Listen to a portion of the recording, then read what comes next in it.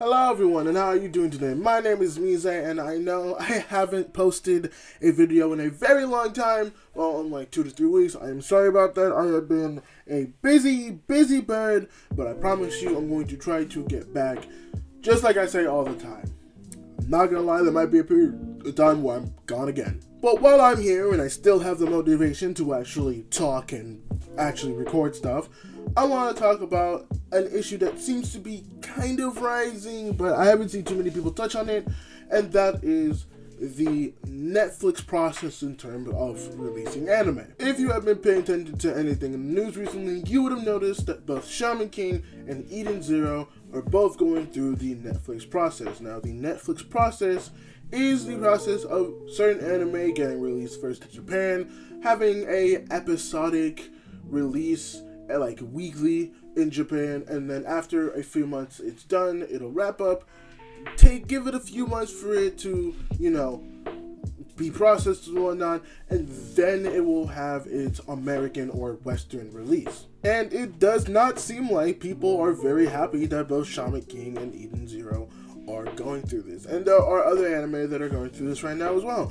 Beastars is almost done here in Japan, and it will probably take a few months for it to release. It'll probably come out in fall. Seven Deadly Sins, the same thing. That will probably come out in fall, maybe even winter next year. And Shaman King and Eden Zero, with them being released in April, will most likely have a winter 2022 American or Western release, since, the time for anime that are on Netflix get delayed a significant amount. Now, obviously, there are a lot of people that do not like this decision, but I want to touch today and actually sit down and talk about whether or not this process that Netflix goes through is actually good or bad. And if I'm going to be honest with you, I don't think it's that big of a problem. Now, obviously, it's not like it doesn't come with its own issues. Two in particular that I could think about is when you delay something like this and have it air in one place and then air in another months later, obviously the hype for that anime in certain places do go genuinely down. Now, that doesn't mean people don't watch it. I will talk about that idea later, but the hype or the conversation around it does die down a little bit. And then there are the second issue where sometimes it can be problematic because in terms of doing things with the Crunchyroll Anime Awards, because it has like this weird criteria where like you need to have a Western release to actually qualify for the Crunchyroll Awards. So you can have a anime Western release like in 2022, but you won't qualify for the 2021 awards because while it did release, it didn't have a Western release.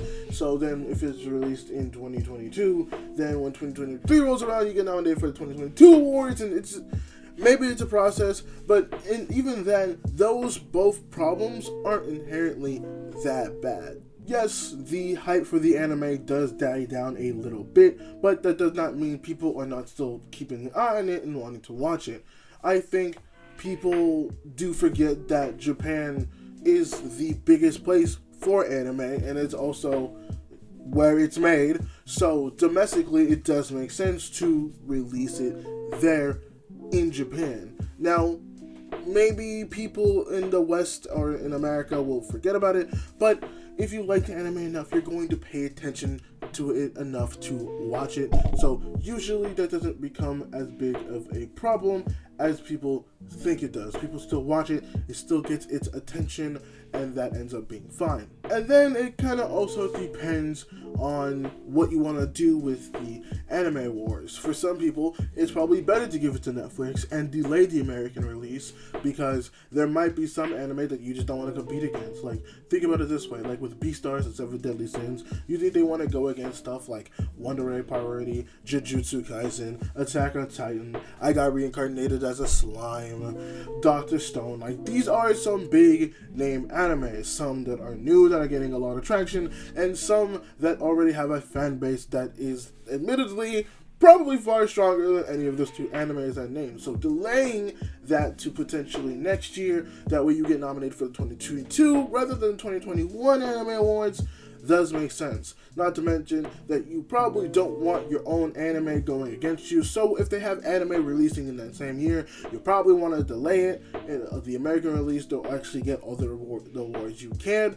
So while these are problems that can occur, these are not necessarily problems that are unavoidable by the studios releasing them. Hence why putting them on Netflix could be a benefit to most studios. And even then, the issue for the fans isn't even that big either, because there are probably people who will upload those shows illegally somewhere, or you can probably use a VPN and just change your location to watch it in Japan. This is not an ad for anything, I'm not I promise you, but VPNs are pretty useful in order to do that type of stuff. So you can do it that way, because there are ways to get over that invisible temporary wall. Now, I understand that not everybody can get a VPN, not everyone has the money to put down for a good VPN, and people may have the morality to not want to watch things illegally. But with a lot of these people shutting down those big illegal anime streaming sites, it may be a little harder to find a decent one that actually uploads very consistently in terms of new anime, but it's not the worst thing. It's not a big problem in terms of actually getting that anime before it actually has its proper release. The only thing that I have found being a big issue on that front is Mugen Train, and holy shit, is that hard to find, but that's a whole different other thing. So at the end of the day, no, I don't think the Netflix process is necessarily a problem.